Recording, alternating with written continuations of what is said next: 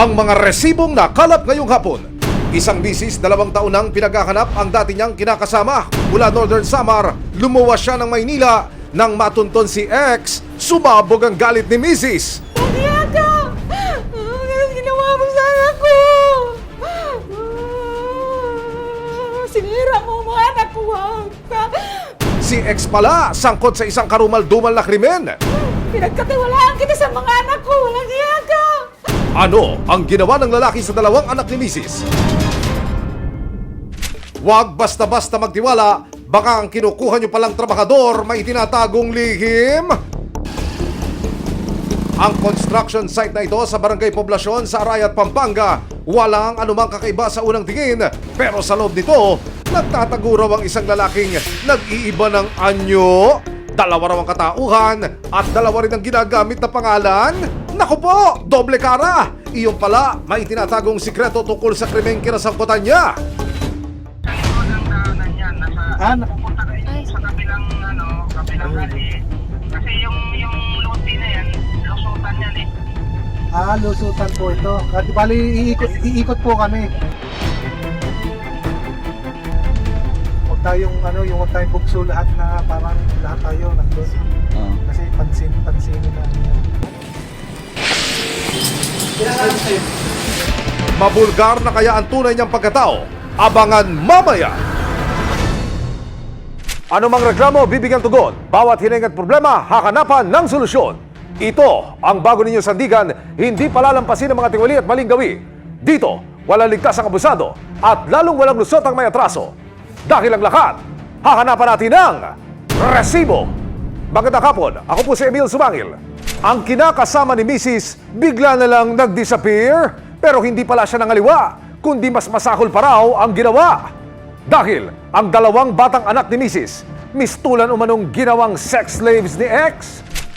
Halos 7 taong tinakot, pinagbantaan, minaltrato at paulit-ulit na kinalay at inabuso.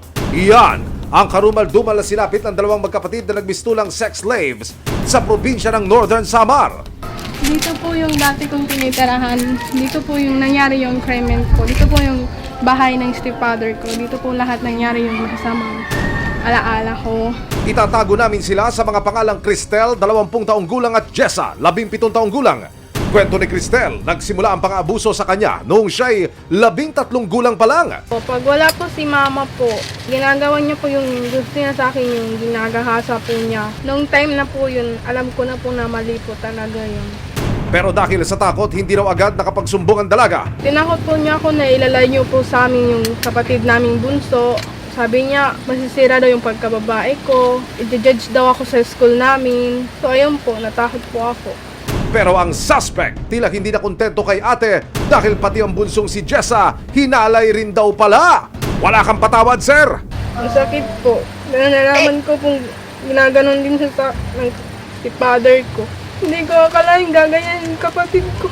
Kala ko, ako lang po eh.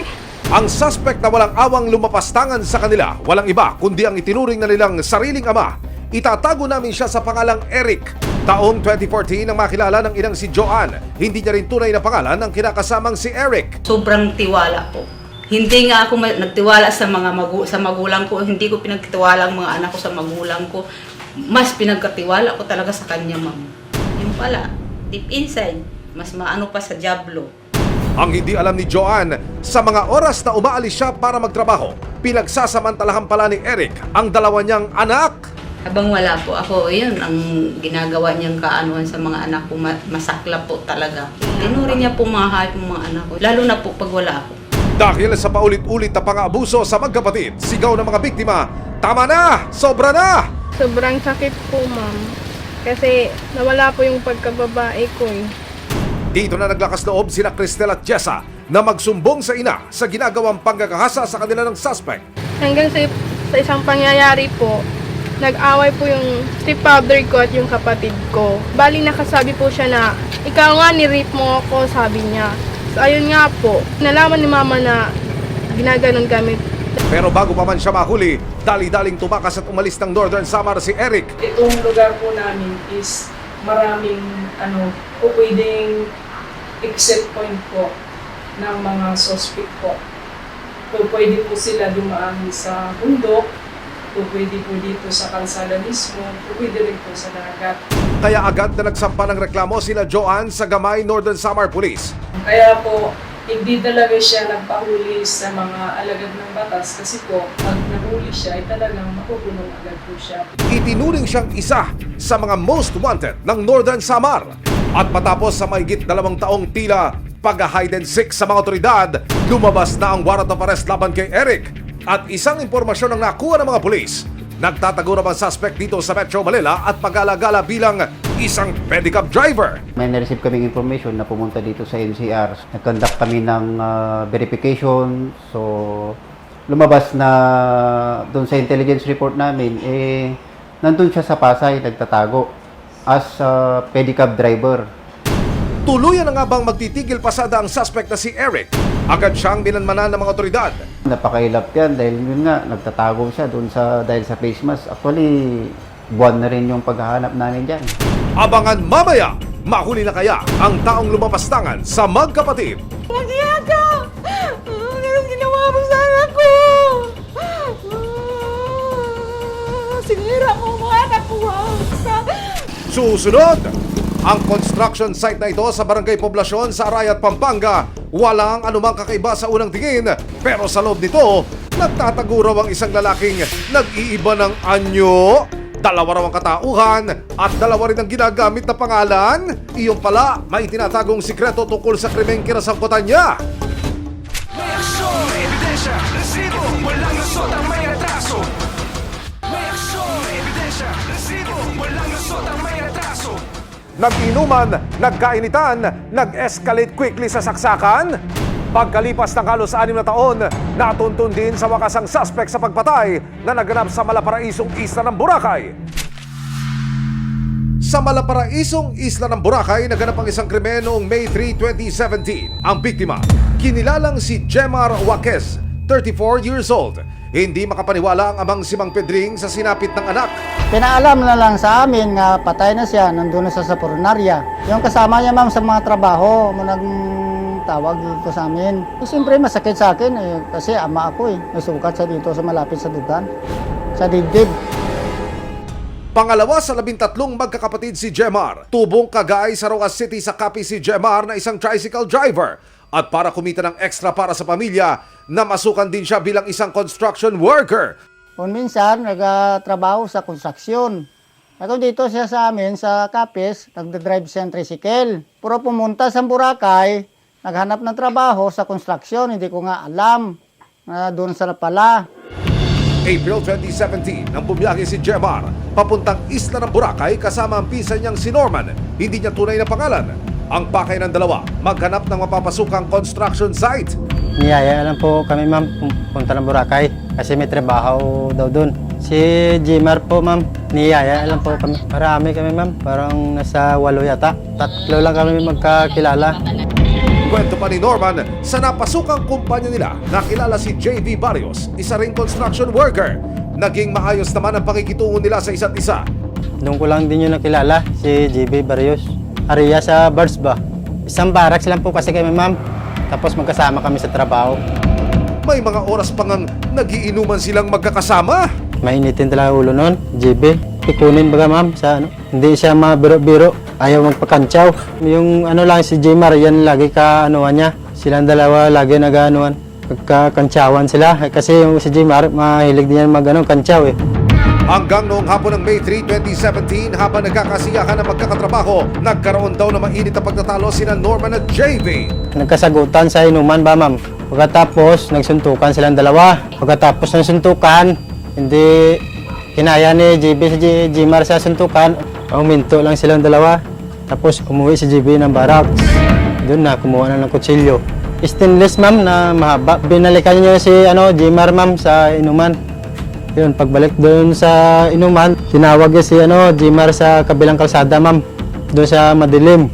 Yun, pag punta ni Jmar sa kanya, yun, sinaksak bigla. Hindi na nakita ni Jmar kasi madilim na po. Isang saksak sa dibdib ang kumitil sa buhay ni Jemar. Nagsampa ng kasong pagpatay si Mang Pedring laban kay JV, pero agad na tumakas ang suspect na si JV. October 2, 2017, ibinaba ng Regional Trial Court Branch 6 ng Kalibo Aklan ang warrant of arrest laban kay JV Barrios para sa kasong pagpatay. Pero ang suspect hindi na muling natagpuan. Susunod, hanggang sa isang lalaki ang natuklasan ng mga otoridad na tila kahawig ng suspect na si JV. Pero iba ang pangalan? Iisang mukha, magkaibang katauhan? Sino ka dyan? Identity reveal na! Mahuli na kaya ang taong lumapastangan sa magkapatid? Nagyaya ka! Ganun ginawa mo sa anak ko! Sinira mo mga anak ko! May aksyon, may ebidensya, resibo, walang lusot ang may atraso. May aksyon, may ebidensya, resibo, walang lusot ang may atraso. Kilala sa white sand beaches ang malaparaisong isla ng Boracay. Pero sa likod ng pinong-pino at puti nitong buhangin, isang krimen ang tila natabunan. Noong October 2, 2017, ibinaba ng Regional Trial Court Branch 6 ng Kalibo Aklan ang warrant of arrest laban kay JV Barrios para sa kasong pagpatay. Ang biktima, kinilalang si Jemar Waquez, 34 years old. Pareho silang construction worker. Naging mailap ang suspect at nagpalipat-lipat pa ng lugar na pagtataguan. Makalipas ang higit 6 na taon, tuluyan na kaya siyang makahanap ng mga otoridad? Nitong nakalipas na buwan, isang tip ang natanggap ng Philippine National Police Criminal Investigation and Detection Group, Detection and Special Operations Unit o PNP, CIDG, DSOU. Isang lalaki ang nakita ng mga otoridad sa social media na tila kahawig ng suspect na si JV Barrios. Pero iba ang pangalan ng lalaki. Siya si John Mendoza sa social media. Isang mukha, magkaibang katauhan. Sino ka dyan? Paano nyo sinurveillance to? Meron ba kayong nakausap dito na, ayun yung hinahanap nyo, pakikwento nyo nga sir. Actually yan, construction worker kasi, pumasok na construction worker. So, yun, yung ibang tropa natin, nagpanggap na nagbebenta ng balon. Okay. So, yun. Habang nagbebenta puno ng balon doon, nakita nga yung ating subject. Ngayon, pinicturan niya muna yon para ma-verify namin kung talagang siya yun. Dahil medyo luma nga yung warrants.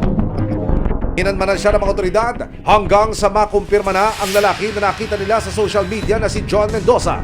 Siya ring suspect na si JV Barrios. Identity reveal, booking ka ngayon! Colonel, ang binabanggit ho, ayon sa initial na impormasyon nag-iba ng pangalan nitong suspect. Bakit niya ho ito ginawa? Siyempre, para i-hide niya yung kanyang identity. Para hindi siya mahanap.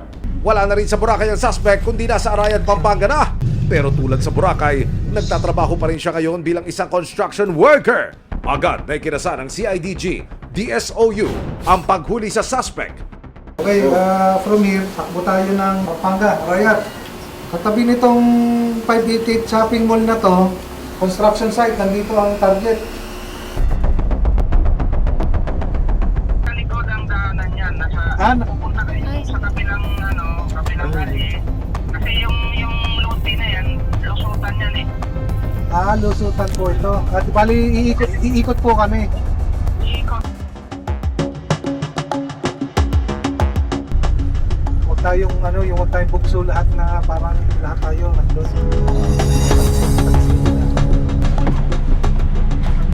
Sa pakikipagtulungan ng foreman ng construction site, hindi na nakapalag at nadakipagad ang suspect na si JV Barrios alias John Mendoza. JB Barrios, may mga karapatan mong manahimik, no?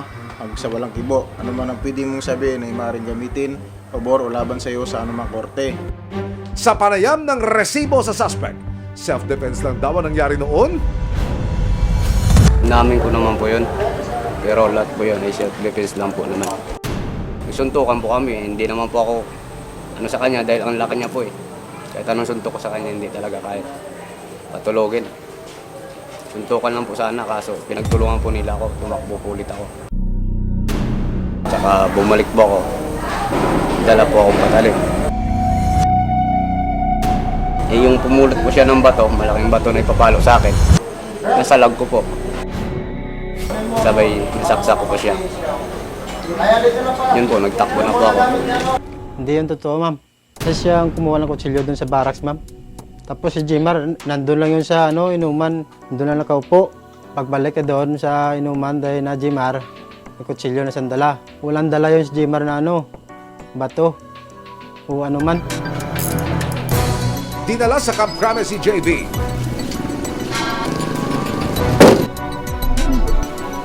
Sa pagkakadakip sa pumatay kay Jemar, malaki ang pasasalamat ng kanyang pamilya. Masaya po kaya nabigyan na yung justisya pagkamatay ng beyaw ko. Dapat na sa kanya mahuli siya, makulong habang buhay. Mabibigyang hustisya na rin daw ang kanyang pagkamatay. Masaya, nabigyan ng justisya. Tagal niyang magtago. Hindi ko na gani alam nga mahuli pa siya. Ay siyempre pagdusahan niya hanggang mabulok sa bilangguan para matudusahan niya yung ginawa niya sa anak ko.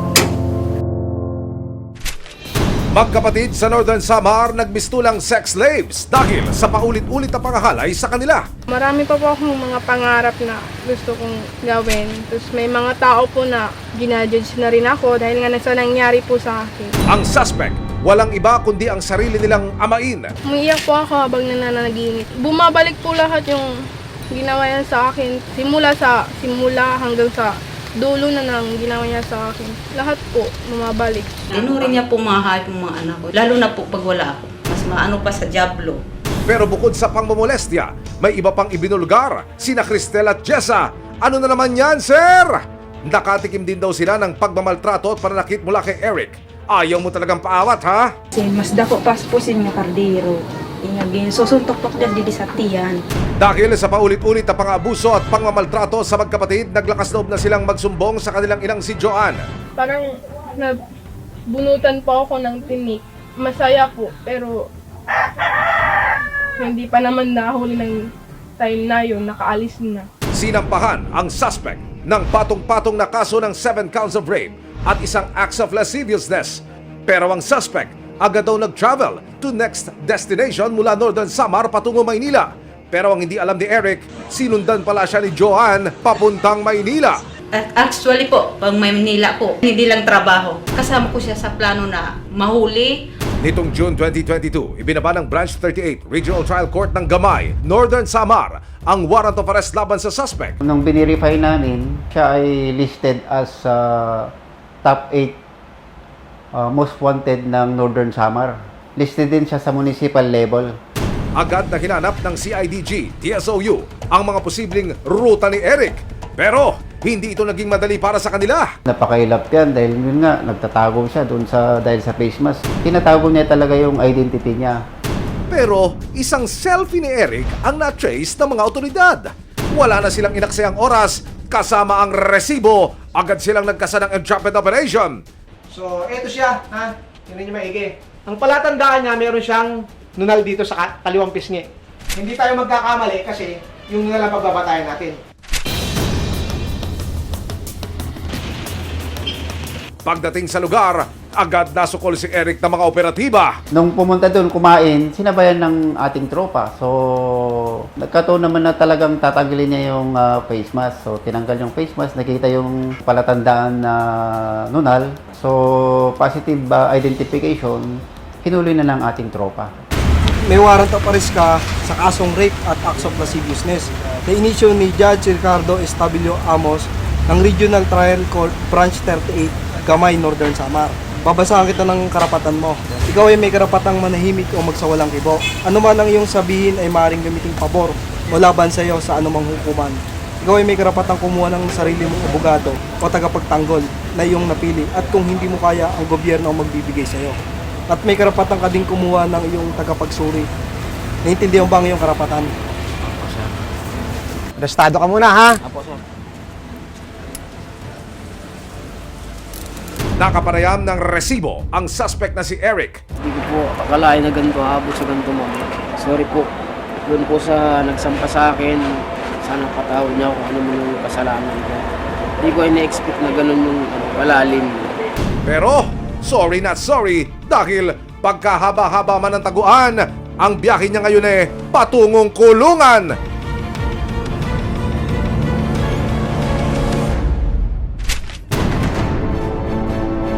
Nang makarating sa CIDG DSOU office ang suspect.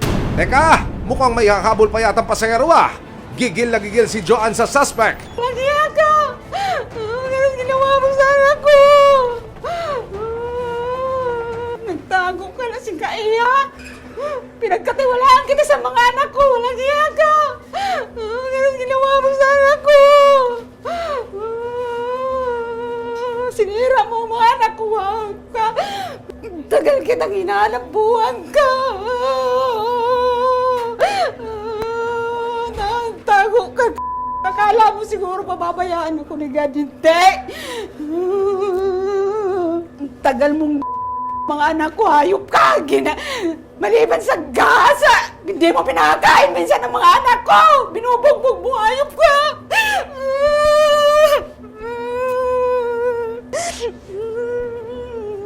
Maganda ka lang sa harapan ko, yung pala pag nasa nakakatalikod na yun. Huwag ka! Ang kasalanan ko po doon kasi maaga pa, bata pa. Yan po naging kasalanan ko. Inaamin ko po yan. Sana bigyan niya ako ng chance. Patawad niya ako. Wala na, hindi kita patatawarin sa ginawa mo na yan. Dami mo kasalanan, buang ka. Hindi na uobra yung mukha mo sa akin, buang ka. Agad ibinalita ni Joanne sa kanyang mga anak ang pagkakadakip sa suspect. Matapos ang matagal yung paghihintay, ayan na po, nahuli na rin. Di natin nakalain na mahuhuli yun, di ba? Nag-uusap tayo dyan sa Samar.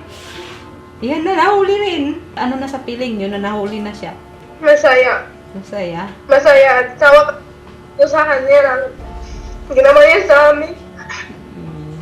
Mga kapuso, noong nakaraang Martes, hinuli ng CIDG kasama ang resibo ang suspect sa isang rape case. Personal po tayong nagsadya ngayon dito sa Campo Crame para kunan ng panig ang suspect na ito na matapos maisagawa ang krimen sa Samar Province ay nagtago sa Malibay, Pasay kung saan din siya inoperate ng mga alagad ng batas. Sir, ano masasabi nyo dito ho sa kasong isinampa sa inyo? Doon po sa ipinasang sa akin, kinaso. Aminado po ako na may nangyari sa amin sa daughter ko. Sir, hindi nyo ba naisip na ito ho'y minor? Wala ho sa wastong pag-iisip para magbigay ng kanyang pasyat desisyon? Di ho ba kinakonsensya? Hindi na po pumasok sa akin ng gano'n, sir. Tapos yung noon na lang po nalaman na pagtanto ko na gano'n, nung mali, nung pagkatapos.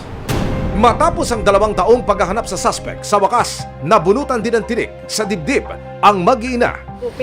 Pinapasalamat ko po sa Panginoon at sa mga iba pang tao na tulad ng mga pulis, ninyo po na natulungan po kami natulungan po ako na matupad yung dalangin ko na matagal na pong hinihiling.